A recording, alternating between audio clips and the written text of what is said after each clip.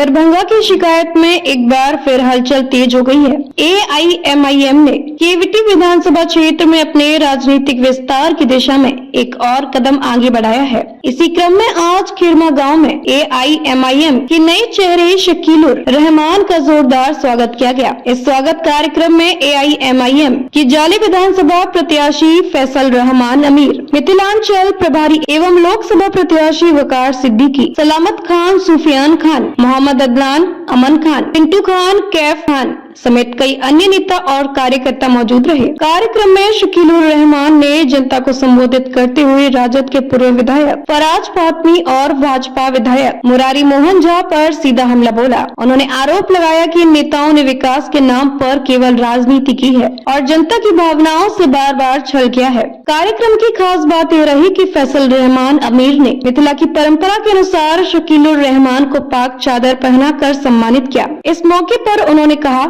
AIMIM लगातार जमीनी स्तर पर काम कर रही है। नए साथियों के जुड़ने से पार्टी और अधिक मजबूत होगी। हम जिन विधानसभा क्षेत्रों से चुनाव लड़ेंगे वहां पूरी मजबूती से चुनावी मैदान में उतरेंगे। वहीं वकार सिद्दीकी ने कहा, नए साथियों के आने से कार्यकर्ताओं में उत्साह है। यह AIMIM को और मजबूती देगा और आने वाले चुनावों में इसका असर दिखेगा। AIMIM का यह नया राजनीतिक दाव केवटी विधानसभा में समीकरण बदलने की ओर इशारा करता है। अब देखना यह दिलचस्प होगा कि शकीलुर रहमान की एंट्री और पार्टी की यह रणनीति आगामी विधानसभा चुनाव में क्या रंग लाती है।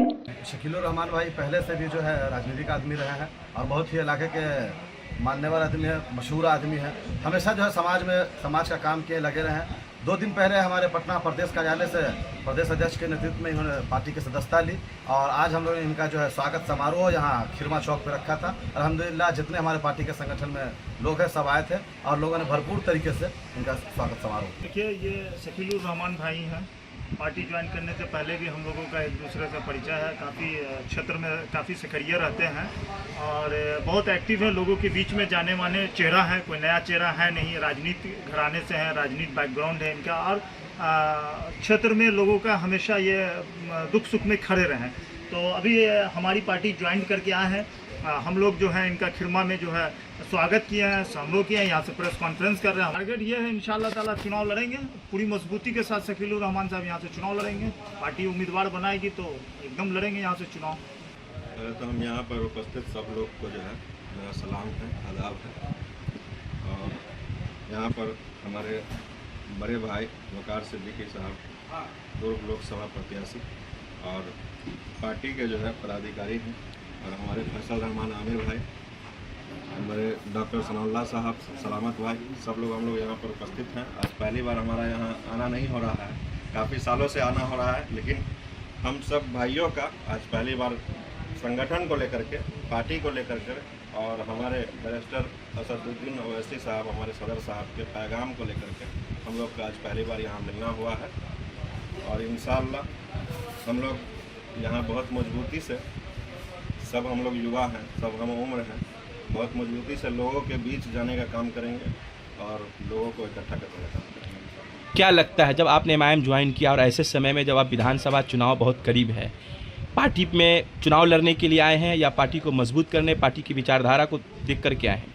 सबसे पहली बात है कि हमारे सदर साहब की जो मेहनत है कौम को लेकर के, हमारे देश को लेकर के, अभी हाल ही में हमारे देश में एक मामला था, उस मामले को लेकर के जिस तरह से हमारे सदर साहब ने अपनी बातों को रखा है, अपने देश को रिप्रेजेंट किया है, बस उसी पैगाम को हम घर घर पहुंचाने का काम करना चाह रहे हैं। पार्टी तो जाहिर सी बात है, जब पार्टी में शामिल हुए हैं तो पार्टी को तो मजबूत करना ही है, वो तो हमेशा पार्टी के लिए काम करेंगे हम लोग। लेकिन अभी हम लोग जो बैठे हैं, अभी चुनावी मुद्दा है और हम लोग, हमारा यही संदेश है कि आने वाले चुनाव में हम लोग अपनी बातों को मजबूती से रखें, अपनी पार्टी को मजबूती से लोगों की खिदमत में लगाएं। क्या केवटी से चुनाव लड़ने का इरादा है?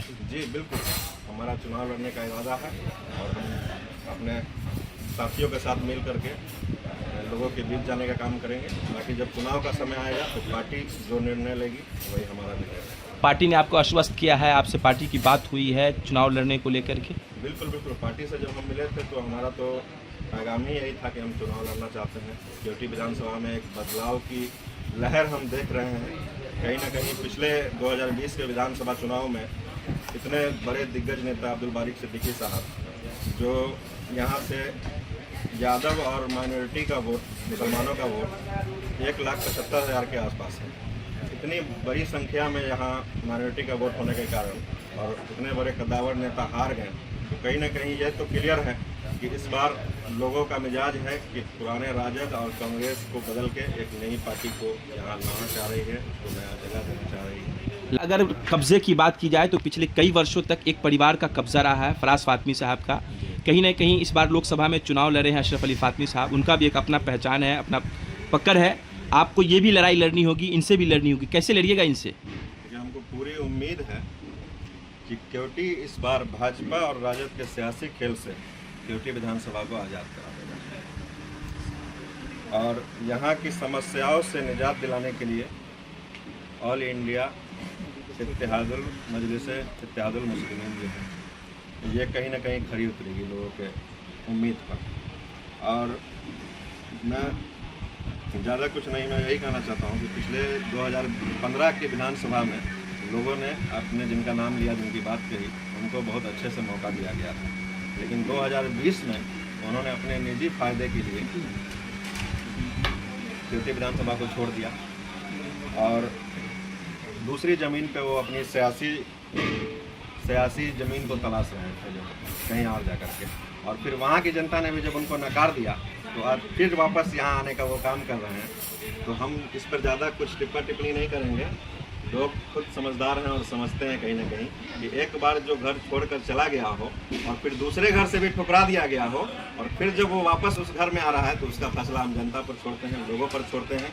कि हमारे सदर साहब जिस तरह से हमारे कौम के मसले को लेकर के, मुद्दे को लेकर के जिस तरह से बोलते हैं, गरजते हैं पार्लियामेंट में, उनको मौका देगी पार्टी, उनके हाथों को मजबूत करने का काम करेगी जनता केवटी विधानसभा की, या फिर जो छोड़ करके भाग गया हो उसको मौका देगी ये जनता को। केवटी विधानसभा के जनता के साथ हमेशा धोखा ही किया गया है, उसको छला गया है, ठगा गया है और पूरा केवटी विधानसभा अपने आप को ठगा हुआ महसूस करता है। कहीं ना कहीं केवटी विधानसभा की जनता ने, महान जनता ने अपना ये मिजाज बना लिया है कि इस बार राजद और कांग्रेस के लोगों को यहाँ मौका नहीं मिलेगा। वो 3 बातें क्या होंगी केवटी विधानसभा में जब आप चुनावी मैदान में उतरेंगे, लोगों के बीच जाएंगे, अपनी विश्वास को मजबूत करेंगे? बिल्कुल, ये आपने बहुत अच्छी बात कही जो है, और मेरा विजन ही यही है कि राजनीति तो सब करते हैं लेकिन उनका विजन नहीं होता है। कोई इलेक्शन के समय में नज़र आते हैं लेकिन बाद में 5 साल जनता उनको खोजती रह जाती है, वो कहीं नज़र नहीं आते हैं। हमारा विजन बिल्कुल क्लियर है। हमारे मुख्य कुछ मुद्दे हैं जो है, सबसे पहला मुद्दा तो ये है कि पिछले बीते कमोबेश 25 सालों से रैयाम चीनी मिल बंद है। यहाँ पलायन की बहुत बड़ी समस्या है, जिसको लेकर के खास के इस मिथिला क्षेत्र के जितने भी ज़िला हैं, ये सारे लोग जो है, यहाँ कोई रोज़गार नहीं है, कोई फैक्ट्री नहीं है, कोई कारखाना नहीं है। सभी लोग बाहर शहर के ऊपर निर्भर हैं, यहाँ से पलायन करके लोग जाते हैं। और बाहर में क्या दशा दिशा होती है हमारे लोगों के साथ, ये आप लोगों से किसी से छुपा हुआ नहीं है, सब लोग बेहतर जानते हैं। कहीं ना कहीं आपके भी परिवार से कुछ लोग बाहर होंगे, हमारे परिवार से भी कुछ लोग बाहर हैं, हम लोग खूब अच्छे से समझते हैं। बस हमारा सबसे पहला काम जो होगा, और रैयाम चीनी मिल को लेकर के हम लोग एक आंदोलन भी करेंगे आगे चल के, और हमारी मांग भी होगी कि उसको जल्द से जल्द शुरू किया। पार्टी के कुछ कार्यकर्ता हैं जो आपके केवटी विधानसभा में बहुत सक्रिय है, उनका कैसा सहयोग होगा, आप कैसे उनको लेके चलेंगे साथ में? बिल्कुल, जब पार्टी में हम लोग हैं तो सब एक दूसरे के लिए हैं, पार्टी को मजबूत करने के लिए हैं, और सब हम लोग युवा हैं, युवा बेहतर एक दूसरे को समझते हैं कहीं ना कहीं। और आज जिस तरह से मजबूती से सब लोगों ने यहाँ हमारा स्वागत किया, करमकदम किया, ये अपने आप में ये दिखाता है कि कहीं ना कहीं हम लोगों की आपसी जो ताल्लुकात है वो बहुत मजबूत है, और ये पैगाम यहाँ से हैदराबाद तक हम लोग भेजने का काम। केवटी के मिजाज को आपने समझा है, जो केवटी साहब लड़ने की जो तैयारी कर रहे हैं, यहाँ के मिजाज को क्या लगता है? जी बिल्कुल समझा है। मिजाज समझने की जहाँ तक बात है, आप एक जनता, एक वोटर की हैसियत से एक जब कोई नेता चुनता है तो वो क्या देखता है अपने नेता को, क्या सोच के अपना नेता चुनता है।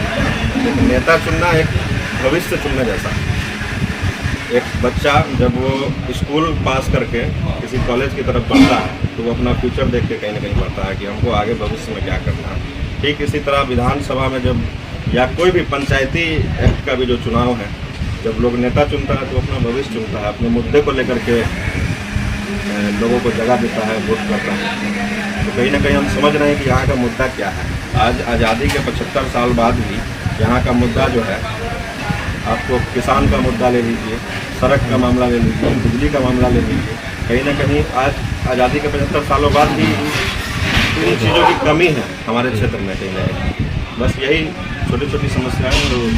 आप अपना परिचय देते हुए बात को समाप्त करिए कि क्या आपका परिचय है, क्योंकि में लोग आपको किस नाम से जानेंगे, क्या आपका मेरा नाम शकीलुर रहमान है और पिछले 10 वर्षों से केवटी में हमारा लगातार केवटी के लोगों से मिलना जुलना रहा है। यहाँ के हर सुख दुख में हम आते रहे, लोगों से बराबर मिलते रहे हैं। और अभी हमारा यही एक अवैसी साहब, हमारे सदर साहब, हमारे अख्तरुल ईमान साहब प्रदेश अध्यक्ष हमारे, जब पार्टी में हम लोग शामिल हुए हैं तो लोग अपने आप जानेंगे। जब हम लोगों के बीच जाएंगे और लोगों का काम करेंगे तो लोग खुद जाएंगे। तो